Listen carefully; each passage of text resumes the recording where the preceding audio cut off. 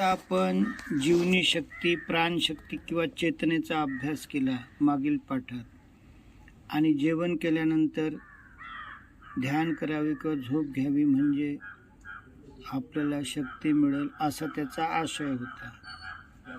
आता या पाठामध्ये आपण पाहू की ह्या जीवनी शक्ती किंवा चेतना शक्ती खर्च कशी होते.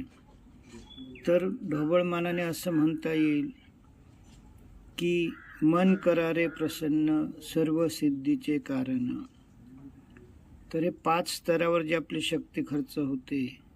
एक ते शारीरिक स्तरावर जर आपल्याला बद्धकुष्ठता असेल, अपचन होत असेल तर जीवनी शक्ती वाया जाते. आपल्याला नाक, कान, डोळे, त्वचा याच्यामुळे जर खूप भोग भोगावे वाटले तर आपली शक्ती खर्च होते. अशाच रीतीनं मनाने जर चिंता, घृणा, स्वार्थ, द्वेष केलं तर शक्ती खर्च होते. आणि बुद्धीच्या स्तरावर अहंकार, क्रोध, अपमान या मार्गाने सुद्धा शक्ती खर्च होते.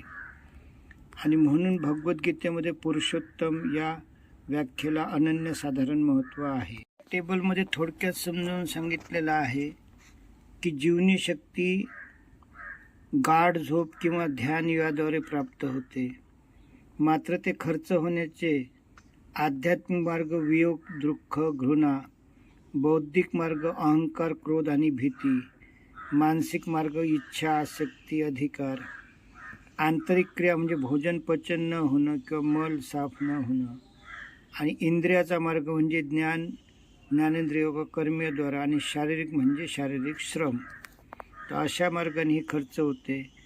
ती गरजेनुसार काटकसरीनं वापरूया. त्या स्तरावर जर आपण विचार केला तर संभोग, डोळ्यांनी पाहणं, कानांनी ऐकणं म्हणजे सतत निंदा नालस्त्या ऐकणं, किंवा अशा विविध कारणांनी ही शक्ती खर्च होते आणि म्हणून ती वाचवण्याचा प्रयत्न आपण केला पाहिजे. मुद्दे इथं सविस्तरपणे सांगितलेले आहेत की पचन, मोशन, मल निष्काशन याद्वारे शक्ती खर्च होते. दुसरं, मानसिक इच्छांमुळे, आसक्तीमुळे आपली शक्ती खर्च होते. चिंतेमुळे शक्ती खर्च होते. आता हेच मुद्दे पुन्हा पुन्हा सविस्तर समजावून सांगितलेले आहेत की बुद्धीमध्ये क्रोध व भय यामुळे आपली शक्ती खर्च होते.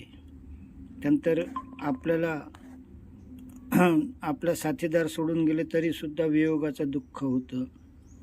विभक्तीचं, मृत्यूनंतरचं दुःख आपण पाहतो की कित्येक लोक स्वतःला सावरू शकत नाहीत आणि तेव्हा प्रचंड शक्ती खर्च होतं. आणि म्हणून या गोष्टींच्याकडे लक्ष वेधलेलं आहे.